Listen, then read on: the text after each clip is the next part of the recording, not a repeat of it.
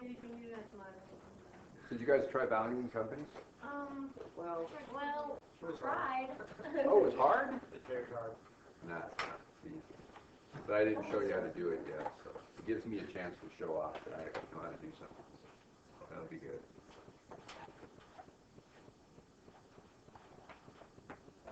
Yeah. You want to do the little problem in the Yes. book first, or in the case first? Yes, can we do it? Yeah. Okay. Actually, you can just read me the stuff. Okay. Here's the deal. I would like to calculate what? Let's just start with what we're going to do. Okay. I want to calculate the market value of the stock, right? That's where I'm going with this. So what's my formula for calculating the market value of the stock? What do I do? What do I need? By the way, when you do, yeah, we're going to need to project the cash flows to start. When you do this, you can use your book, right? Or you can use the handout thing that I gave you.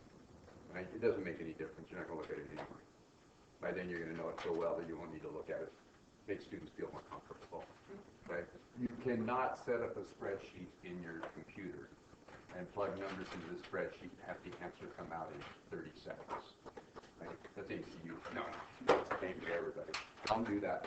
You know what's funny is I was teaching 211 and Richard Schrader was doing 313. We traded for a while. And I gave him my spreadsheet that I use for grading you guys' work because everybody does it differently, so I have to plug numbers in to see if your mistakes, cause later mistakes, so I can give you some points, nominal points. Otherwise, it'd be nothing sometimes. And but Richard gave everybody the little template in Excel. I'm like, well, how do you learn to do it then? So if you want to build a template for yourself in Excel to do this, I think it's a great idea. Build your own. I'm not giving you mine. Mine's not finished anyway. It's not really nice and polished. You can do a really nice one, right? Do a nice spreadsheet for yourself. But please don't use it when you're doing a test or quiz. Okay? Calculate, actually calculate. Okay? Because I want you to test for yourself if you really know it, right? That's what we're after, of course. Okay? It gets harder and harder the further you guys get along. Or get further along you get in the program to monitor whether or not you're really learning it or you're cheating. It really does. But then when you go to work, can anybody tell if you're faking it? You're doing an audit and you put the check marks next to something that says you did it. I looked at the invoice, and the invoice was properly approved for payment, and there were 2 check signers, and you put a little red check mark next to the invoice number, right? Or the check number. Can I tell whether you really did that or not? Is my reputation as a CPA not just yours, but mine and our entire firm based on whether or not you really did it? Yeah.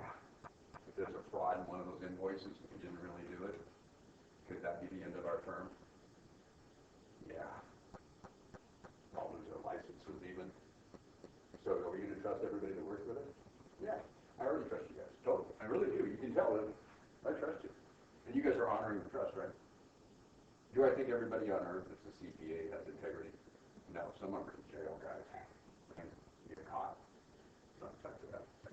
Yeah, but anyway, so it gets tougher and tougher. So on this one, discipline yourself. Not make your template, because making the template will help you really learn it.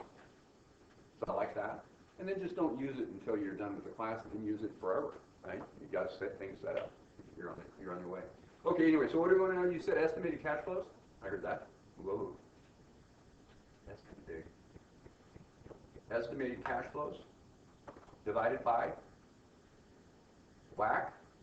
This is all the cash we're going to earn off our assets divided by the rate we have to earn on our assets. That's going to give me what, guys? Estimated market value of what? This is intuitively obvious. Assets. What amount of assets, if we earned that WACC, would give us that cash flow? So it's sort of the deal, huh? Right? Okay, cool. Subtract what? The estimated market value of what, everybody? The liabilities. The liabilities. I know it's cold, you're tired, you'd rather be anywhere else on earth, but let's do it anyway. Estimated market value of equity then. So that's the equity as a whole, right, guys? And it's my independent estimate, right? The market already has an estimate. We know what the stock's being sold for. Okay, and then what do? We divide that by what? Number of outstanding shares. Everybody like that? So you work on this until it becomes intuitive to you, right? And of course, that's then what? My estimate of the market value per share. Okay? And that's what I'm really after. Okay? So if I knew this number and this number, I could go the rest of the way, couldn't I? Okay? Now, so what I need to do then is what? Get the, hey, she brought me coffee, that's nice. Oh, wait, then, Somebody's first. yeah, that's very nice. We didn't sing her happy birthday. I pointed out it was her birthday. Because she made a big deal out of it in my office earlier that it was her birthday. So, yeah, so I actually remembered that long. Good job. Okay. So let's calculate estimated cash flows. Okay, let's do that piece first. All right? How do you get estimated cash flows? What do you want to do, guys? Normal, come on, operating income, right? Times, that's before tax, times what? This is continuing income into the future. Times 1 minus the tax rate. Come on, you guys. You're not memorizing this, you know it, because it's common sense. Maybe you don't yet, but you will. Less what? Depreciation and amortization, because they don't use any cash, right, guys? I thought you added dividends. Oh, add. I'm sorry, thank you. Yes. Plus depreciation and amortization. Hey, that's good. I did that on purpose, attachment. No, I didn't. Okay, plus depreciation and amortization, right? Yeah, sure. Okay, so that's really my estimate of cash flows, because those are non-cash items. Okay? So let's start with that. You want to? Okay.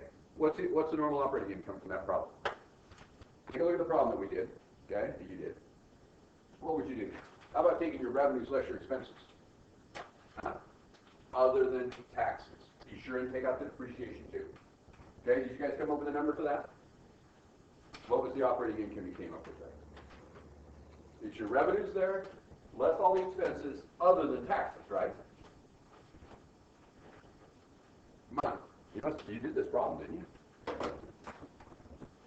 Revenues, less expenses, other than taxes, including the depreciation, right? Is going to be net income before tax. Operating income before tax, I guess. We're assuming everything's going to continue in the future. Take away the tax expense, and that's going to give you the net income, isn't it?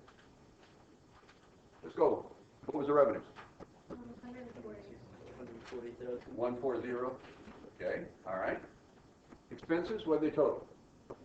Without the tax, everything else.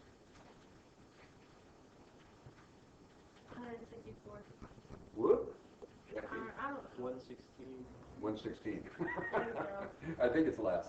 I think I had positive income. Okay. 116 away from 140 is how much? 24. What was the tax, guys? 9, was it? Okay. What's the net income after tax? 15. Everybody agree? Okay. What's the tax rate here? So by the way, what's my net income before tax? Normal continuing operating is 24. Everybody see it? You guys did it right. Now I need the tax rate. How would I get the tax rate? And you can do this on a real financial statement too. How about taking the tax expense and dividing it by the net income before tax? You like that? Wouldn't that be right? What percent is it? What's 9 divided by 24? 37.5%. Okay, 37.5%. Can you tell I made a contrived problem here? 0.375. Okay, 37.5% tax bracket. So the government is going to take 37.5% of my income, right? I get to keep 62.5%. That's all that is. Okay, and then what was depreciation and amortization on that income statement? Notice we took it out and now we're adding it. It's out of operating income, right? 35,000. It's 35. So we've got 24 times 0.625 plus 35 is my estimated cash flows. How much is that? 50,000. Was it 50 even? Boy, was that a contrived problem. Okay, 50 even. That's what I expect to get. And if there's no growth, I get that forever. Got it? I'm going to earn 50. Okay, so now we've done estimated cash flows. So now let's do WACC. Okay? How would you do WACC, guys? Weighted average cost of capital. What do you want to do? It's what? The weight of the debt times the cost of the debt, right? Plus what? The weight of the equity. And is this common sense to you? The amount you have to earn on your assets is that, right? This is what your debt costs you, and this is what your equity costs you, right? What your equity holders expect to earn. right? Well, of course, the weights of each times them is going to give you what you have to earn on your assets. It becomes intuitive really fast. Okay, where do I get my weights? Weight of the debt and weight of the equity. Where do I get them? Assets equal liabilities plus equity. You guys know that? Assets are going to be 100% of themselves, and we're just going to divide the assets into the liabilities to get the liabilities. We're going to divide it into the equity to get the equity percentage, and they're going to add up to 100%, aren't they? But I do not want book value. What do I want? Market value for all of these. Absolutely. Okay, so my proxy for market value for liabilities is what? Book value is a proxy for it. So what's my book value? And don't use the average for this. Use the average for getting your interest rate, right? Because your debt might change a lot during the year, and the average interest rate is probably better than the ending interest rate or something, right? So there's a variety of ways you can estimate the interest rate. Okay, we'll do it different in finance classes. We'll look at the bond rating, right? Use that. Okay, which works good. Anyway, what's their ending debt is what I want. I want to know my weights of debt and equity right now. What's their ending debt? Ending liabilities. Total liabilities, 100,000. 100. So this number is 100,000. Okay. And then what am I going to do for equity? It's going to be what? The market's estimate of its value, which is the market value per share right now, right? That's their estimate of what it's worth. Times what? Number of Shares issued and outstanding. outstanding shares. That's it. So if I had authorized shares, I wouldn't use that. Of course, I do have authorized. If I have issued, and then there are treasury stock, I won't use the issued. I'll subtract the treasury stock first, right, guys? Okay, I just gave you the outstanding shares, didn't I? What was it? 50 million shares. 50 million. So what do I need to do with that? These are in millions, right? Yeah. Because I dropped 3 Shouldn't we zeros. say- This is in millions, right? And then what's the market value? My rough 10. So what's 10 times 50? It's all it is, right? 500? Everybody good? So what's the total? 600? So what do I got? 1/6 and 5/6, don't I? Take 100 and divide it by 600, and what do you get, guys? 16 2/3%, right? And 83 1/3%. Is that right? We can use 17 and 83 is fine. Okay? Just an estimate anyway. Everybody see what I did? But it's not based on the book value. What's the book value of the equity? It's not 500. It's the common stock plus the additional paid-in capital in there. What's the book value of the equity there? Not much, huh? Much less. That's typically true of companies, right? Book value of their equity is less than market value. Let's hope. Not always. The company's in trouble. Might not be. Okay, got the idea? Don't use the book values. Are we really using book value of liabilities? No. We're using it as a proxy for the market, right? Like a proxy vote or something. Because we think it's fairly close anyway, probably, to the market value. So what do I do for my weights, guys? It's 16 2/3 and 83, right? So let's use 17% just to make it easy. We'll use 17% here. We good? Okay. And we'll use 83% here. And we're on our way. Okay? KD. How do you get KD? So that's the weights. Okay? How do you get KD? What's the cost of the debt? Equals what? What do you pay the debt holders? Whatever your interest rate is, right? But then what? You put it on your tax return and the government pays part of it, right? So it's 1 minus the tax rate. Every dollar I put on my tax return reduces my taxes. Do you guys agree with that? Every dollar of expense. So how am I going to get my tax rate? I already calculated it. What was it? 37.5. Use the same one. This is easy, isn't it? What's my interest rate going to be? What do you want to use for the interest rate? I think what I'd do for the interest rate is I would take the interest expense. You can do this in a real company too. This is the way you could do it. Divided by the average debt. Would that give me a pretty good estimate of the interest rate for the year? For the existing company. If I'm going to grow the company, I want to use what the interest rate would be to borrow more money, right? That's when I like to use the bond rating of the company, right? Then, what would be the bond rating to determine the interest rate for future bonds? But this is an average interest rate. It's going to be real low because you have a whole bunch of debt that is accounts payable and accrued liabilities, there's no interest on those. They're interest-free borrowing. It's included in here if you use the total, right? Okay? Or you can just use interest-bearing debt. You can calculate it either way. We'll mess with that later. So what was interest expense in this problem? Okay. What's the average debt? What was beginning and ending debt? 100 is ending. What was beginning? 90? I think it's 95. Good enough? That's probably a little better than using the 100. I don't know. What's the interest rate? It's a little more than 6 then, isn't it? What is that? 6 point. Come on, guys. We're going to get this done so we can get a real company. 6 point what? 6 divided by 95. Everybody saw that I did 90 plus 100 divided by 2 is 95, average debt. Yeah. It's 0.0631. 6.31%. We'll use 6.3. Okay? It's just an estimate, okay? But that's before tax, isn't it, everybody? Right? So 6.3% before tax is what after tax? KD's after tax. Okay? What's after tax? 6.3 times 0.625. What do you get?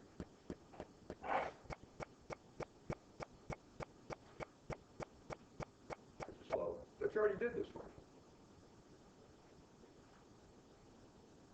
Man, I don't do anything till Keith does it for me. I'm going to take him to work with me when I go to work. He won't mind. What is it, guys? You would type that in the calculator, not the percentage is I'd put- 0.63, right? I'd put 0.63 in the calculator, or 6.3 in the calculator, or you can put in 0.063, but then the decimals drive you crazy. So just put in 6.3, let's keep it as a percentage, Then why wouldn't we take it times as, 0.625. why wouldn't we take it as 1 minus 37.5? I would. 0.625 is 1 minus 0.375. 1 minus 0.375 is 0.625. Take that times 6.3%. Get something in my head. 3.937? Okay, 4%, that's Yeah. about. We'll use 4%. You like it? After tax is 4%. Can you tell me if these numbers work? Yeah. So this one's 4%. So if you earn 4% after tax on the debt, you're good, right, guys? You got to pay the debt holders 6%, but then you're going to get tax savings on it. So if you earn 4% on whatever your debt is, you're in good shape. So 70% of my capital has to earn 4%. That's all. And then we need KE. How are you going to get KE, everybody? What's KE? Cost of equity over here. How do you get it? KE equals, what do we use as a proxy for that? Capital asset pricing model. This is from the 1940s, believe it or not. These guys came up with this, but it took a long time before people started using it, like 20 years. Okay? But since then, boy, models based on this is what we do. Okay? And they get more complex. The problem is, when you get more complex models, you have to have more complex assumptions. So quick and dirty sometimes works even better in real life. So anyway, so this is really valuable, even at this level. Okay, so what do we do for CAPM? What is it? Risk-free, right? RF. Yeah, risk-free, that's what it is. Plus beta times the risk premium. What's the risk premium? Return on the market minus risk-free. Okay. And return on the market is what you think the market's going to earn forever. Okay? What do you think it's going to be? No kidding. Risk-free, I like to use the 30-year T-bond rate. And the reason I like that is because it's the longest one we've got. They were going to get rid of it for a while. It would have been horrible. What would we use? Right? But it's the longest treasury bond we've got. Okay? It's risk-free borrowing from the federal government. They'll print money, right, to pay you. You have no risk with them. Okay, that's a low return, isn't it? Okay, that's risk-free. That's the best proxy we have for risk-free. Okay? And return on the market is, I don't know, 12, 13% a year forever, right?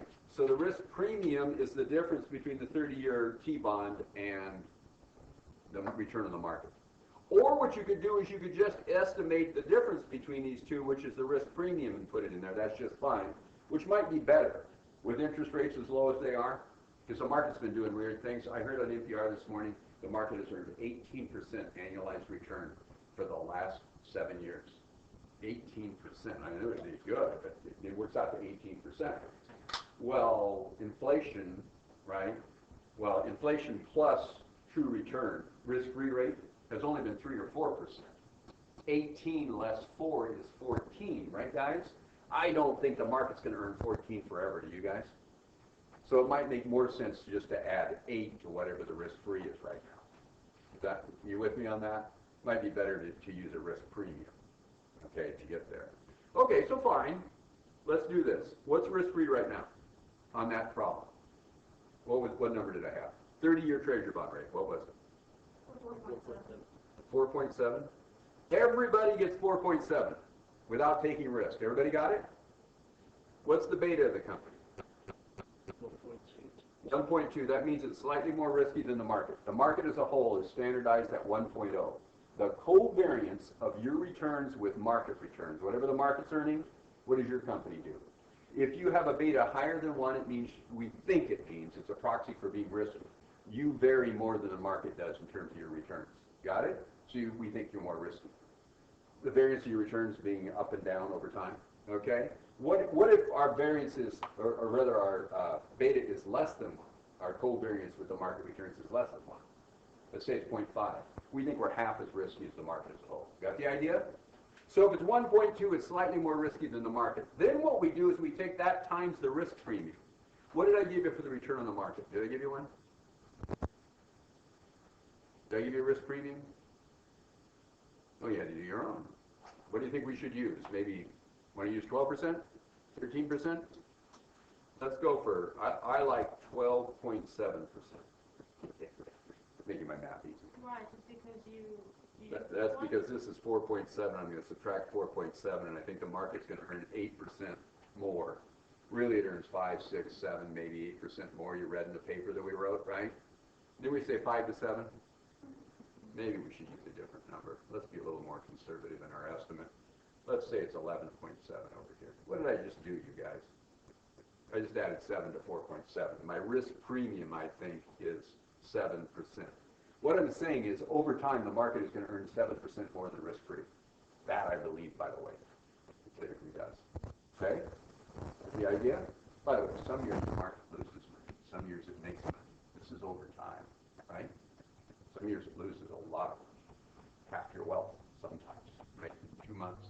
Then it goes back up again, okay? So I have to tell my wife not to listen to the news. And it goes way down. She gets real panicky. Oh my God, we're broke. Yeah.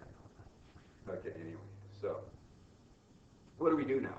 7% times 1.2, right? The difference between 11.7 and 4.7 is 7. Is 7% times 1.2. What's that, 8.4? Yeah. And then you add 4.7 to 8.4, and what do you get? 13.1. Okay, I hereby decree that the weighted average, or the cap M for this company, KE, cap M, is 13.1. And where do I put that now? In the KE. Yeah, I lost it. Okay, under the whack here, right here for KE. 13.1%. Now just calculate it. Take 17% times 0.04, 17 times 0.04, and take 83 times 13.1, and then add them together. This doesn't mean anything. A weight times it at a rate doesn't mean anything. What's 4% times 17%? You made a 2-unit percentage. So 17 times 0.04, for instance. What's that? Come on, guys. 17 times 0.04 is 0.68. Okay, so it's really almost done, right? 0.68%, right? Okay, and then what's 0.83 times 13.1, or 83 times 0.131? Just move the decimal place over on one of them, not both of them. You keep it as a percentage. What is that? 10.87 maybe? Yeah, and we're rounding everything, so you can drop the decimal wherever you think is appropriate, right? So what's 0.68 plus 10.87? What do you have to earn on the average asset? 7 Whoa. 0.68 plus 10.87. Oh, sorry. 11.55. Okay, I hereby decree it's 11.6%. Okay? We're making an estimate here. This is not the way you do it in finance, is it? Totally different. Okay? We're just talking about it differently. It's exactly the same thing. Okay? All right, 11.6. What's that? It's the WACC. We now have it made, you guys. What was my estimated cash flows? 50. What's my WACC? 11.6. So what I want to know is what estimated market value of the assets, what amount times 11.6 is 50. Take the 50 and divide it by 0.116 and you'll know. What is that number?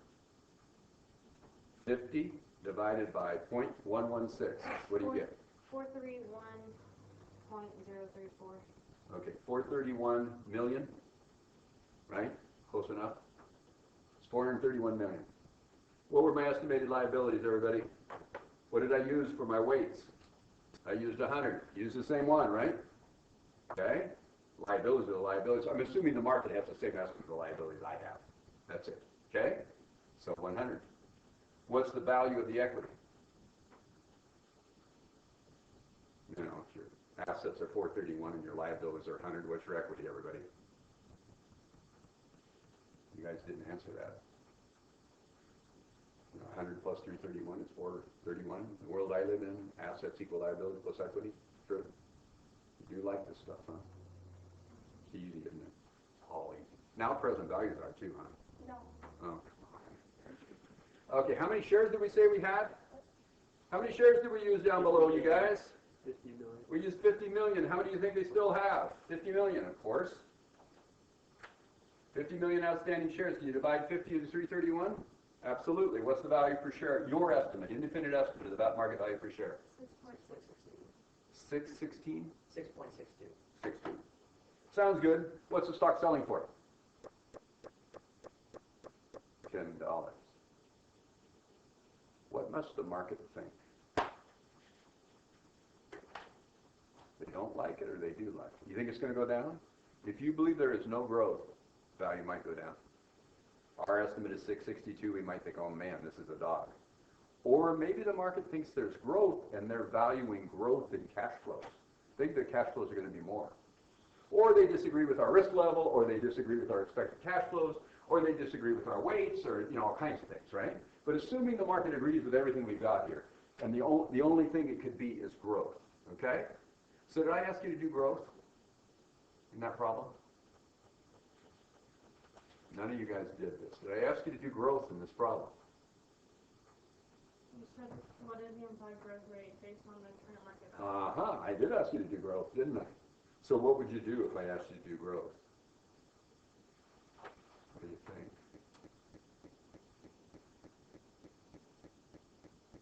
It's scary.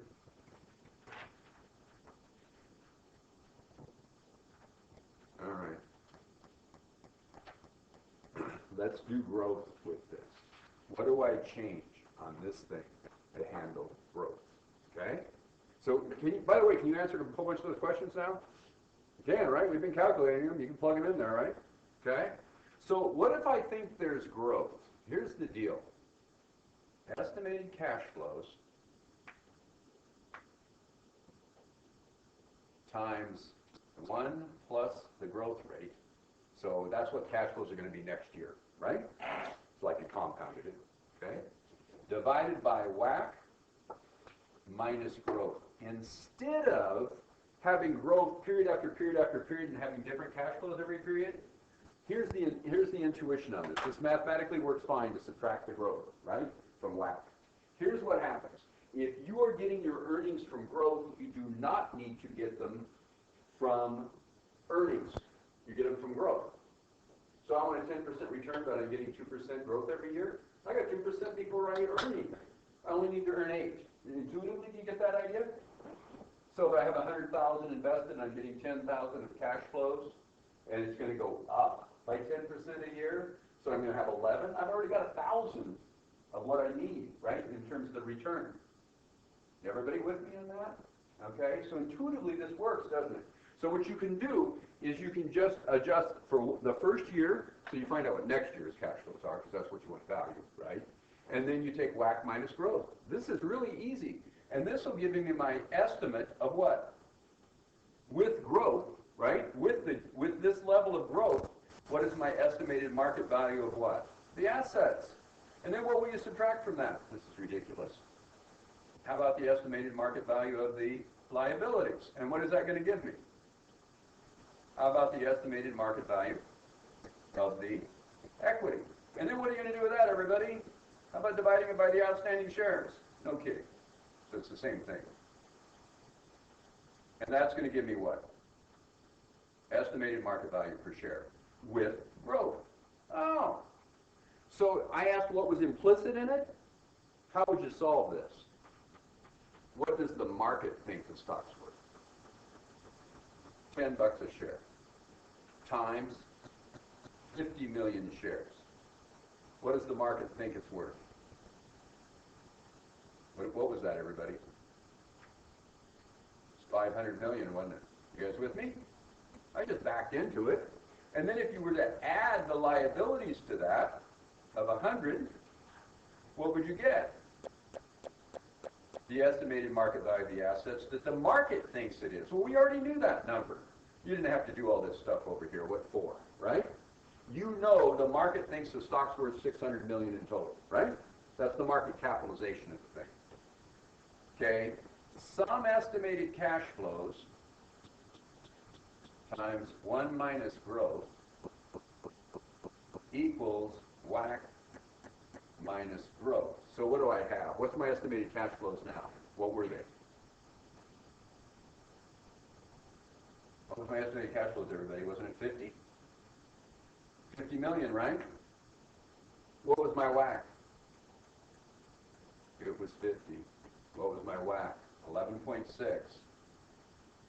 Okay, so this is a little bit complex mathematically because you've got growth up here and growth down here. You'd have to solve for it.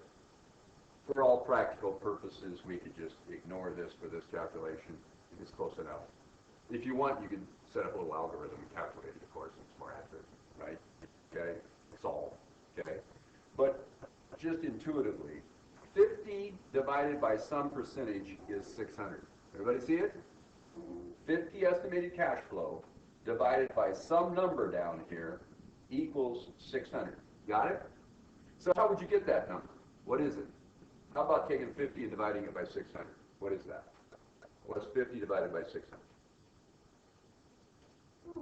That's the percentage you've got to earn after growth. How much is that? 8.3%. 8.3%.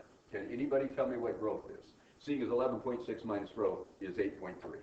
Once you get this intuitively, and you can see mathematically you really want to keep both G's, right? So it's slightly less growth. Okay? All right. What is that? What's 11.6 less 8.3, guys? Growth is what? 2.3%. Ta-da! We know what growth is. It's just like that. Pretty cool, huh? You know, 11.6, it's 3.3. Yeah, I'm sorry. I don't know my math skills. Yeah, let's try 3.3. Okay? 11.6 less 8.3. 3.3. We got it? Nice little quick and dirty. You can value any company this way. Then what you'd ask yourself is, do I believe it? Are they really going to go at 3.3% forever? Well, they don't really have to grow at 3.3% forever. They could grow at 20% the first year, which gives them 3.3 for a long, long time, doesn't it? Get the idea? So you get more sophisticated. You say what's going to happen in the next 5 years, and then 5 years after that, and 20 years, and, you know, whatever. But this would be forever 3.3. Just remember, 3.3 forever doesn't really have to mean that. It could be a lot now, right, real soon, and then a lot less later, right, after the company matures. So if it's a new growth company, yeah, maybe so, huh? Okay? The stock market really likes this company, don't they? Either that or it's way overpriced. Or maybe they're wrong. And you're trying to guess what's really going to happen next. So I've got my estimate compared to the markets. Then I also asked you to do what if growth was at a certain level, didn't I? It's exactly the same formula, okay? So let's do it. Estimated cash flows are still how much, guys? 50, right? 50 million. Times what? 1 plus the growth rate. So it's the same exact formula we got there. 3%. But I said 3? Yeah. No, why did I make it so close to the 3.3? Let's not do 3. Let's do, what if we think it's only 2%? Okay? Minus 2%? 1 minus 1 plus, I'm sorry, 1 plus the growth rate, 1 plus 0.02, okay? So it's 1.02 times the 50, okay? And then what I'm going to do is I'm going to do my WACC minus growth down here. So it's exactly the same formula, same idea, except now I'm assuming the WACC is still 11.6%. My growth is 2%, is it? Okay, let's try that one. So what do I have? 50 times 1.02 is how much? Yes. Why would you subtract the 190 on? Because, okay, I'm subtracting the growth on both of them, from the WACC, because if I get it through growth, I don't have to earn it, the way you could think about it. What you could do instead is you could just keep compounding the cash flows, period after period after period after period, but then you'd have a cash flow, a different one every year to infinity, and you couldn't calculate it. Mathematically, it works just to subtract the growth from the WACC. It gives exactly the same thing as continuous growth. But then why would you add it? Why would I add it to the top? Because I want next year's cash flow, not this year's. But why wouldn't you do the same thing In the bottom here? the top column? Oh, I would. In real life, I would do it, but I don't know what that percentage is. So I just did a real quick one. I just said, well, let's ignore that. I made it quicker.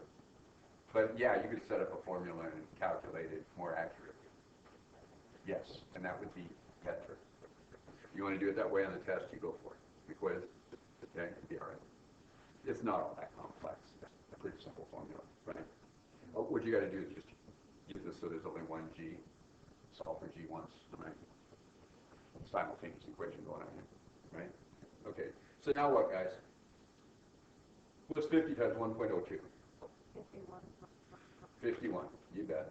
So it's 51 million, okay? And then what's 11.6 minus 2? 9.6. Divide 9.6% into 51, and what do you get? Estimated market value of assets. There we go. How much is that? How much is it? 5.3125. 531 million about, right? 531.25, you can keep it, right, or 0.3, okay? Then what would we do? Subtract what from? That's assets. Liabilities. Take the liabilities away. So you do this a few times, it gets easy, guys. How much was that? 100 million. And what do we have for the estimated market value 431. of the equity? 431.25. 431.25. What do you want to divide it by? 50 million. Number of outstanding shares. Got it? Can you guys tell you're going to be able to get this pretty intuitively, pretty fast? And then it's just, there's a lot of decisions to make about which numbers to plug in here, but the formulas are easy, okay? So what's 50 into 431? 8.6. So you might say, yeah, I think growth could be as much as 2%, but that'd make the value be what? $8.62 a share, not $10 the market likes. I still think it's overpriced then, right? Obviously, if you use 4% growth, guess what? It's a good deal now, because it'd be worth even more with it. That's it. Okay, there was one other thing I asked for in that problem with it. What was it? Anybody remember? Or look at it? You haven't done it. I can't believe you wouldn't have done it. Didn't I ask for what net income, or what dividends were? Mm-hmm. Isn't that the only other thing in there? That's Yeah. fine. Can you calculate dividends there? How can you calculate dividends? What do I know? Net income. I know net income. Where do you add that to? Net income is what, 15? What do you add it to? Retained earnings, but I didn't give you retained earnings. What did I give you? Equity. You got equity. How much stock did they sell? Number of shares is the same beginning of the year, wasn't it? So what happened to contributed capital? Went up by 15 and then down by Yeah, 5. contributed capital in total went up by 15, and that's all retained earnings. So what was beginning equity total? 100. What's ending equity total? 110. So you had 5,000. So it went up by 10, so 5,000 in dividends. That's it. Is that what you would have done? Did you get it right last time? It's easy, isn't it? Did we? Finance people go crazy with this. Oh my God, when I do it in the MBA. Is that That's not fair, that's accounting. Jeez, come on, guys. What's that? 5,000. Yeah, No. it was 5 million. 5 million, yeah. 100 million went up to 110, and we had 15 million net income. I guess we took 5 out in the form of a dividend. That's it. Okay? Lovely, guys. So let's do something else. We only have a few minutes, as you guys didn't really work this problem. So when I went over it, I actually had to do it, didn't I? Next time you will have target valued, and you will have young brands valued. And we will write your values on the board. Everybody got it? You have a full week to value 2 companies. Come on. So you want to go out and see where we find stuff? Would that help? You know where to find it? Yeah? Yeah. Okay, this is just not a big deal. This is really easy. I think you guys probably know how to surf the net. Do you? Funny guy. All right, let's go out and let's see if we can find. You want to do one of those companies or some other company? Characters. Do Target. Do Target. All right. Let me search something. Come on. Well, it's going to Mike Bellerman. I hate that. Why does it do it? Okay, here, let's go to Google again. Go to Google. Okay, here we go. No, I don't want any ads. Somebody else's computer. All right, so here we go. We're going to do Target. Target. Okay, Target. Here's Target. Expect more, pay less. We want to go to their main site, www.target, I guess. Here we are. You're going to see all kinds of stuff you could buy from them. What do we want to find, you guys? We are investors. I want to find investment if I can. Investors. Can you let me move? Come on. Down at the bottom of the page, maybe, how many pages are they going to have for this? Yeah. Okay, down here at the bottom, we can probably find investors somewhere. Look at that. There's investor relations. See that? Find investor relations on the page. You guys know how to search. Okay? We get investor relations. There's what the stock's selling for right now. Okay? And what I want to do is I want to find financial statements. Okay? So here's investors page, and I want to find their most recent financial statements. So what do they have? Fourth quarter results, webcast, fourth quarter presentation. Okay, and I'd like to find their most recent financial statements. Go look at the real financial statements. I'm not giving financial statements. There's Edgar. Monthly summary. Go back. It was on like a little. Oh, was it there? Yeah. They have annual reports somewhere. On the side, it's red. On the right there. Oh, right there. Okay. I want something to be typed, not a bullet. Oh, well. We can do it. Go. There it goes. All right. So, you know what? This is exactly what they gave to Edgar, the SEC. It's out in the Edgar file, right? But it's so much easier to navigate within theirs. Trust me, a publicly held company is not going to give you the wrong financial information for the website. Man, that's just okay, so it's going to be the real stuff. You can find their financial statements here probably easier than you can in Edgar. If you like to use Edgar, go to it and find it. No big deal. You got to find out where their financial statements are now. And usually what you can do is, and go to the real statements, right guys? The real statements. Don't use Yahoo or MS financial statements. Lots of times they're fine, but what they've done is summarized the ones from Target. So they take their data and they plug them into little squares, and they use some minimum wage person or something to put it together for them. I don't know what they do. But it's awful, because a lot of times the numbers will be wrong. Don't go there. And they won't give you the detail you want. Go to the real statement. You got a real statement. Why not use it? It's really nice. Okay? So get so you can navigate through these. Where are the financial statements, do you think? By the way, there's the 10K if you want the report that was filed with Edgar. Where do you think the financial statements might be? It says 2013 financials. Financial highlights, right? Financial summary, first sales. Come on, 10K. Let's do the 10K, huh? All right, so here's the 10K. That's what they did put out here. And then what we have to do is find out where the financial statements are within 10K. This is really annoying, okay? So what do you want to do with this? There's the different parts. You can probably find an index. Come on, you guys. I'm going to download the report. Okay, so I get the whole thing.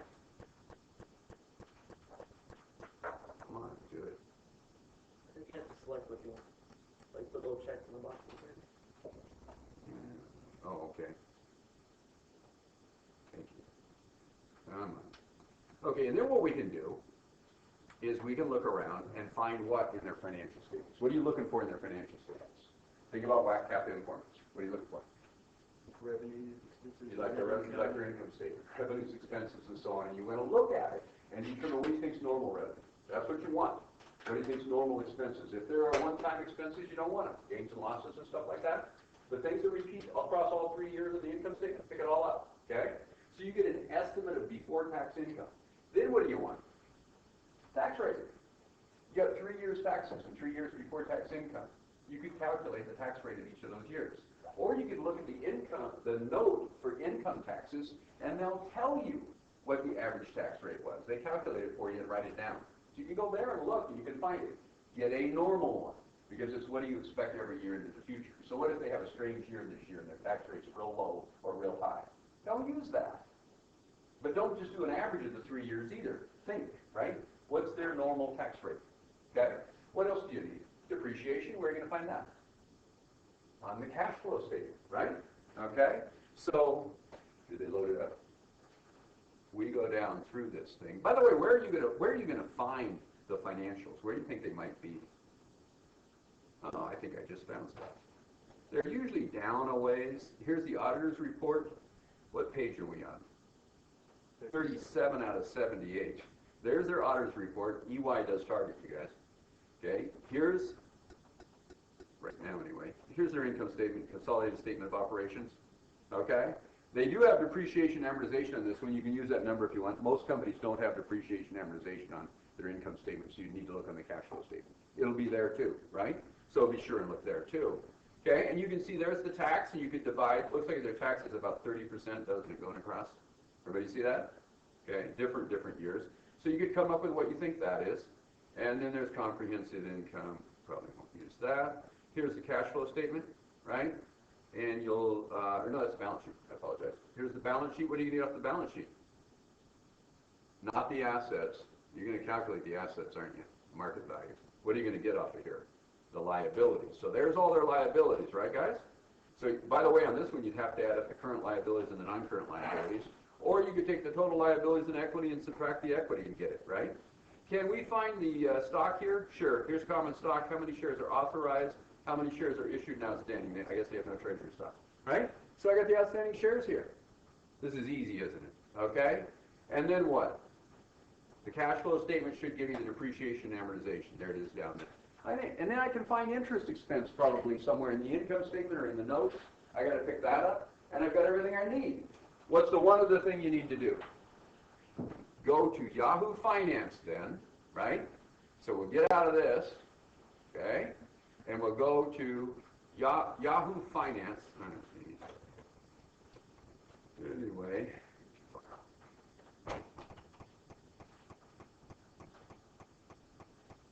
Go to either Yahoo Finance or MS Finance or whichever one you like. Any of the servers. Google has one. Okay, so Yahoo maybe. Finance, there it is. Click on that, and then what you do is you go find the company, right? Okay. But mail. I don't want that.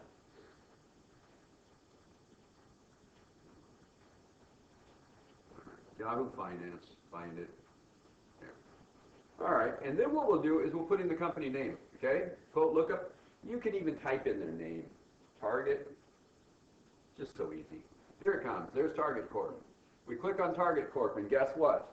You are going to have all kinds of crap here. It's selling for $77.05. That's what was over on their website, wasn't it? How about that? Okay, they actually have it right. Of course they do. Okay, they're constantly changing it. This is where they're getting it. Okay, so from the stock market, 7705. Now what I want though is I'd like here. Oh, market cap. You know what that is? See market cap there? That's the outstanding shares times the market price per share. They even calculate it for you. There's their beta. See the beta there, you guys? Okay? And you can find more information about this company by going down to more key statistics down here. And if you click on this one, you'll get everything in one spot. You like that? There's market cap, right, that you're going to use. Their beta is going to be here. There's their beta. It's 0.93. There's the outstanding shares.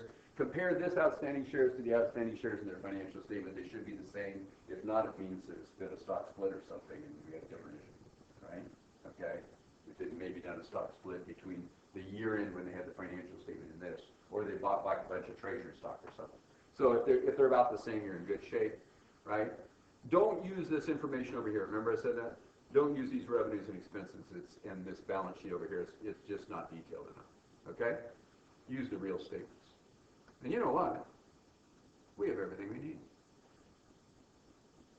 Nothing to it. You just plug it into the formula, calculate, you got it, right? Did you do target yet?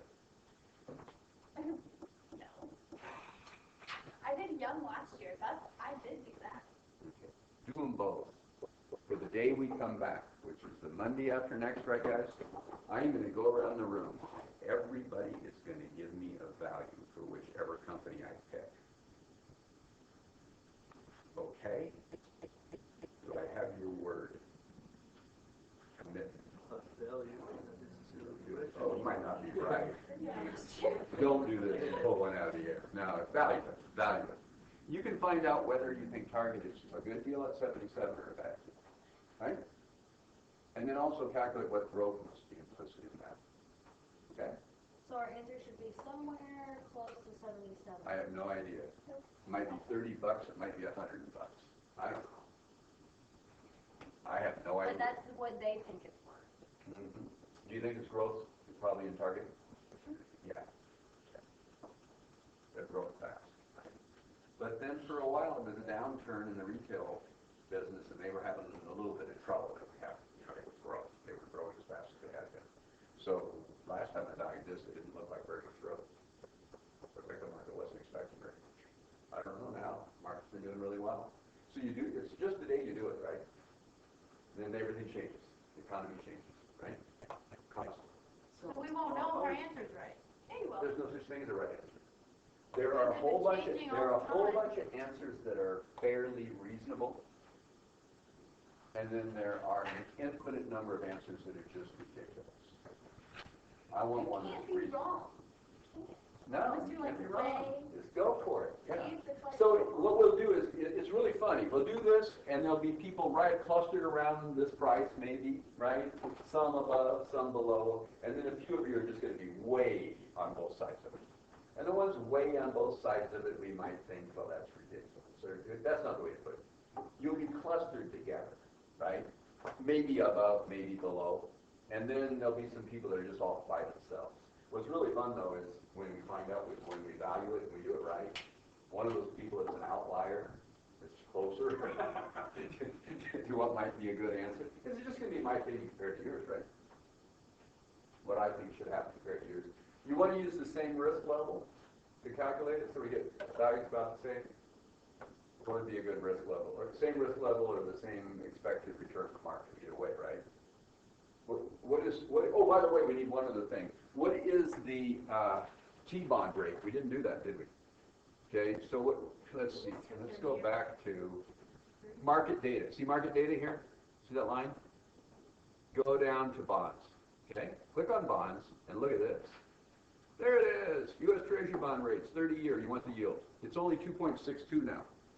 So if we added 8% to that, that would be 10.62. What do you think about using 10% as a market return? 10% market return, and then when you subtract 2.62 from that, what would be our risk premium? 7.4? 7.4? Does that sound good, guys? Let's all use the same one. Everybody got the idea? Use 10% as your return on the market. Value both Target and Young, and let's see where we're at. Okay? Are we using 10% for both? Yeah. If the market returns 10% for one company at that particular time, isn't it 10% for the other one? It's what the market as a whole earns. It's just our guess of the market in the future. What I'm really using is the 7.4% risk premium on it. See you guys. Have a good break. Don't have any fun. Work. And if you screwed up that present value quiz, which almost all of you did, or maybe all of you did, I guess, right? For crying out loud, learn how to do it over the break, would you? It's simple. We're gonna have another review. I know your professor doesn't know how to teach, but you still have to know it. So come on. You're coming back. Learn it, learn it, learn it. Happy birthday to you. Happy birthday to you. Oh, Starbucks said happy birthday, and they were sad that you weren't at the party. Aw. That was it.